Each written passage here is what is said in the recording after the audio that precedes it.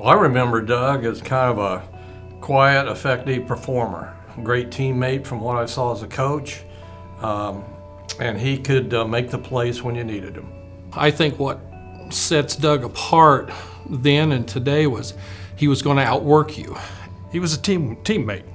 It wasn't about Doug, it was about the team in whatever sport it might have been. He always worked hard and just a great guy to be around.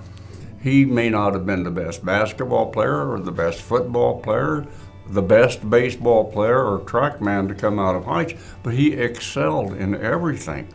He was just all county, all conference, all everything. And I think, in my opinion, that's what made Doug a Hall of Famer. You know, a lot of people don't know that their family for generations were farmers outside of Arcadia.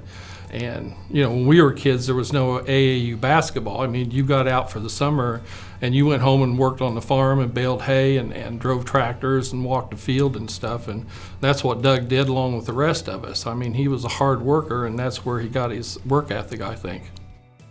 Doug was always such a competitor, and other teams were basically waiting for him and try to stop him, and they couldn't do it. And he went through some pretty rough times on some of those teams.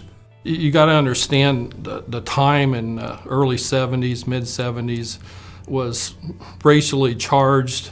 And here we didn't know black, white, we just knew friends and neighbors. But every name in the book was called, and he stood there with pride and never flinched, never looked up in the crowd. He just did his business and went on. He never gave up, and he kept persevering.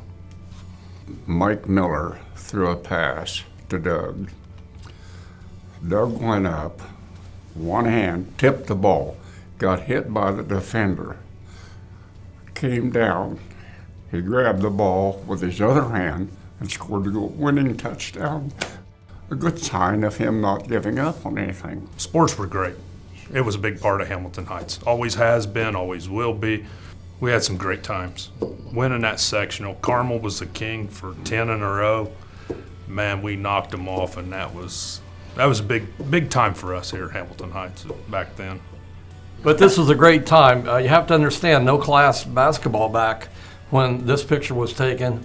We thumped Carmel by about 30. We saw a lot of Hall of Fame moments and captain-like leadership moments. Doug was involved in an accident where a dump truck ran a stop sign close to his home. They organized the following year, I believe, the Bryce Mitchell Memorial Golf Tournament, which is held at Purgatory.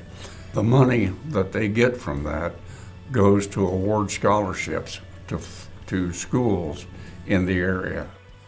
We are very fortunate to have a lot of great athletes, but also great people, and that makes a great athlete even better. Doug is a great person. He was a great athlete. He's been an excellent coach for North Central, and he's just a competitive type individual.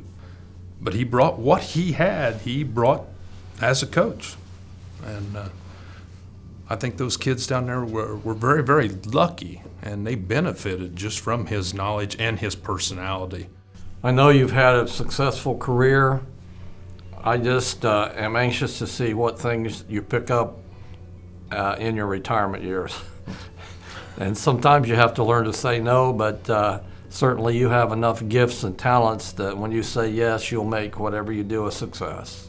There are so many deserving people to be in the Hall of Fame, but no one more than you, Doug. I just want to congratulate you on this honor, and just to let you know it was a privilege and honor playing basketball and knowing you and your family our whole lives. And you truly are deserving of this honor, and couldn't be happier for you. Congratulations, Doug.